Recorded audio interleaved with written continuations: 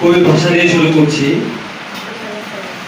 একজন কবি বলেছেন, যুগ জামানা পাল্টে দিতে চায় না অনেকজন, এক যুবকে আনতে পারে জাতির জাগরণ।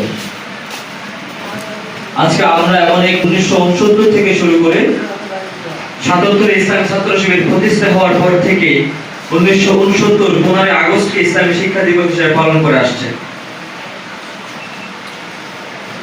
1969 সালের 12 আগস্ট যখন পাকিস্তান তৎকালীন যখন একটি শিক্ষা ব্যবস্থা কি হবে সকল রাম বাম সকল দলকে নিয়ে যখন একটি আলোচনা বা সিম্পোজিয়াম আয়োজন হয়, মত বিনিময় সভা আয়োজন হয়, সকল রাম এবং বাম দলেরা যখন ইসলাম শিক্ষাকে নিয়ে বিভিন্ন কথা শুরু করলেন, ইসলাম বিরোধী যত কাজ রয়েছে তারা শিক্ষা ব্যবস্থার ভিতরে তারা নিয়ে আসতে চেয়েছিলেন, সবাই যখন ঐক্যমত পোষণ করলেন, ঢাকা বিশ্ববিদ্যালয়ে তৎকালীন মেধাবী ছাত্র ছিলেন শহীদ আব্দুল মালিক ভাই।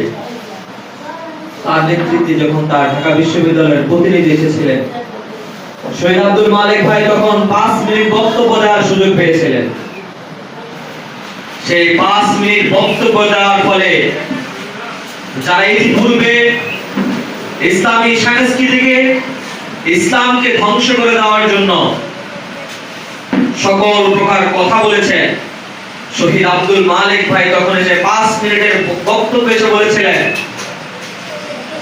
যখন বললেন তখন যারা বিরোধী ছিলেন তাদের তো এখন মাথা ঠিক নেই।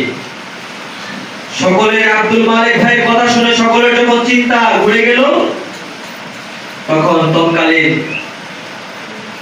কিছু নেতৃবৃন্দ ছিলেন, এই সেই ভোলার তোফায়েল সহ তার নেতৃত্বে শহীদ আব্দুল মালিক ভাইয়ের উপর অতর্কিতভাবে হামলা চলে।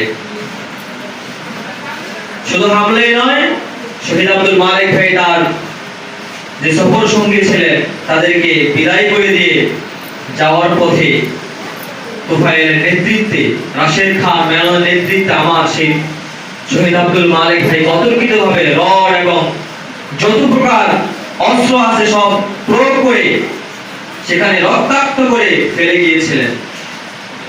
13 আগস্ট হসপিটালে ভর্তি ছিলেন, 14 আগস্ট ভর্তি ছিলেন, 15 আগস্ট শহীদ আব্দুল মালিক ভাই আমাদের কাছ থেকে চলে যান।